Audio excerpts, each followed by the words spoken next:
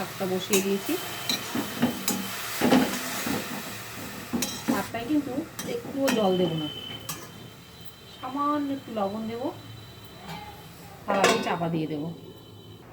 কুচনো লঙ্কা। শাক বেশিক্ষণ উনুনে রাখা যায় না, কারণ তাহলে হলুদ হয়ে যাবে। হলুদ হয়ে গেলে কিন্তু শাকের টেস্টটা নষ্ট হয়ে যায়। তেল বসিয়ে দিয়েছি, নুন হলুদ মাখিয়ে নিয়েছি, অনেকক্ষণ রেখে দিয়েছিলাম। শোল মাছ তো একটু নুন হলুদটা বসে যাবে। নামিয়ে নিয়েছি, দেখো পুরোই সবুজ আছে, এরকম থাকবে।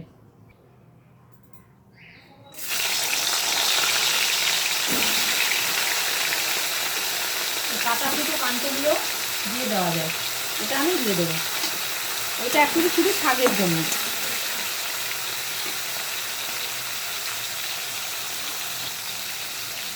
শাকের জন্য যেহেতু মাছটা দেবো, একটু কড়া করে ভেজে নিতে হবে। আর শাক দিয়ে দিলে যেটুকু সেদ্ধ হয় সেটুকু সেদ্ধ হবে।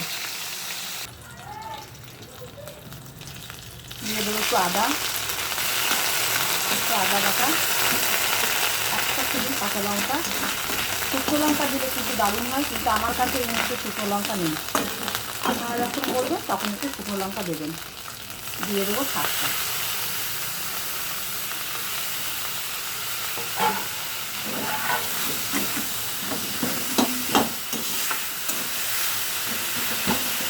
ভালো করে মাখাগুলো এইভাবে ভেঙে দেবেন।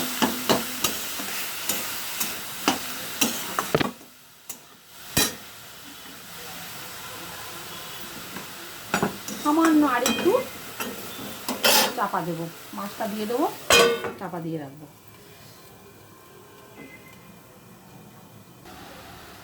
এই শাকটার কিন্তু রান্নার একটা ছড়া বলতো আমার ঠাকুমা, জানো, বলতো সর্ষে শাকে সর্ষে ফোড়ন, আর লাল শাকেতে রসুন, আর তেওড়া শাকে কিচ্ছু না, মাছের মাথা ফোড়ন।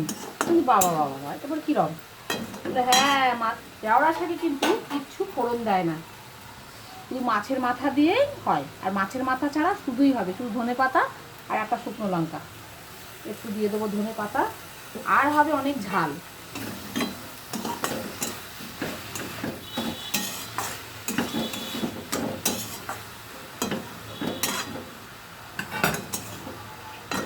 শাক একদম রেডি।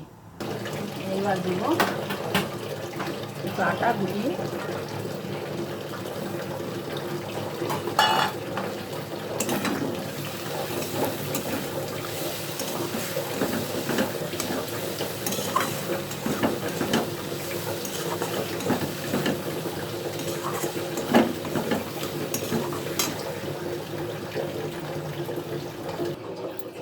শাকটা দেখো একদম শাকটা রেডি।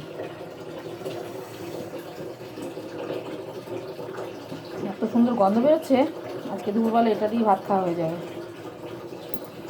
তোমরা তো ওইদিকে আছো, তাই জানতে পারছো না।